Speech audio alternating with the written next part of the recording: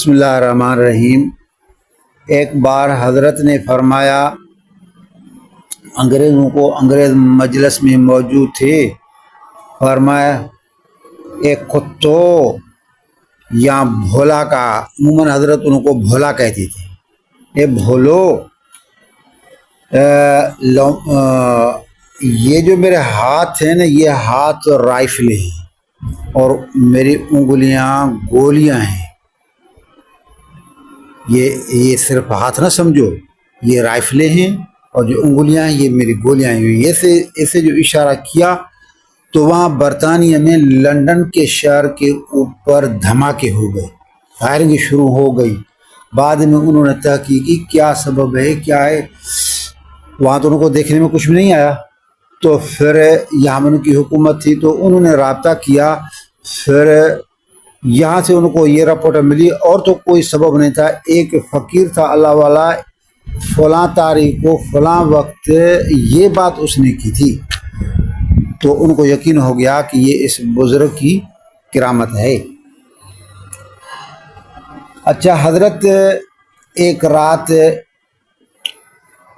راستے سے جا رہے تھے، 2-3 آدمی حضرت کے قتل کے ارادے سے بیٹھے تھے راستے میں، کلہاڑیاں لے کر۔ جیسے ہی حضرت کا وہاں گزر ہوا تو کلہاڑیاں لے کر وہ راستے میں آ گئے اور کہنے لگے، خبردار نہیں جائے گا اے وہابی۔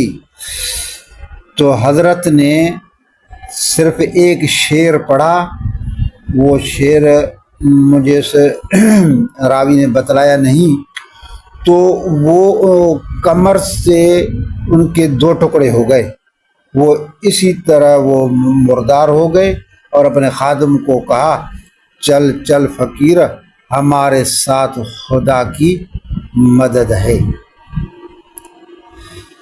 ایک کرامت یہ بتلاتے ہیں حضرت سائن محمد حسن نے بتلائی ہمیں یہ، کہ حضرت امروٹی اور حضرت شیخ الہند ایک جگہ کھانا ساتھ کھا رہے تھے، تو حضرت شیخ الہند محمد الحسن نے عذرو مزاح حضرت امروٹی کے منہ میں ایک لقمہ ڈالا،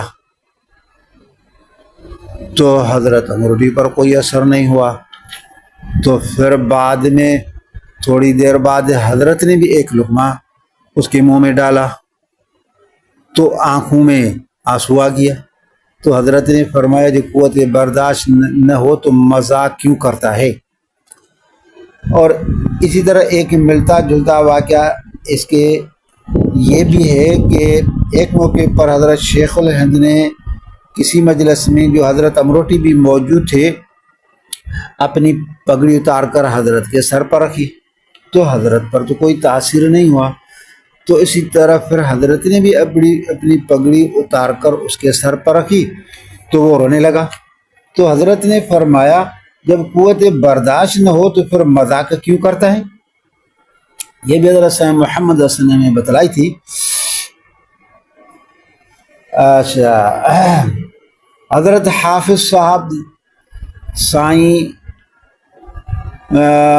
محمد صدیق نے جب حضرت امروٹی کو خلافت دینے کا ارادہ کیا تو ایک تھال دیا کہ اس اندر کھڑے ہو جاؤ، دوسرا اوپر سر کے اوپر رکھا، کہا کہ نفی اس بات والا ذکر کرو۔ تو حضرت نے شروع کیا، لا الہ، بس لا جو کہا تو حضرت کا وجود ہی ختم ہو گیا۔ اوپر والا تھال نیچے والے تھال پر آ گیا، مل گیا۔ اب درمیان سے آواز آ رہی تھی، الا اللہ الا اللہ الا اللہ کی آواز آ رہی تھی۔ اسی طرح ایک کرامت یہ بھی بتلاتے ہیں کہ ایک آدمی آئے، کرامت تو نہ کہیں لیکن یہ انگریز سے ایک نفرت ہے۔ ایک آدمی نے کہا، حضرت مجھے ذکر دے دو، تو فرمایا کہ چلو ذکر کرو، لعنت بر فرنگ، لعنت بر فرنگ، انگریزوں پر لعنت، انگریزوں پر لعنت۔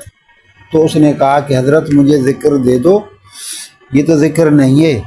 فرمایا، جاؤ یہ دور اس ذکر کا ہے، یہ ذکر خوب کرو، آپ کی دل روشن ہو جائے گی۔ یہ کرامت حضرت مولانا محمد مراد نے بتلائی تھی۔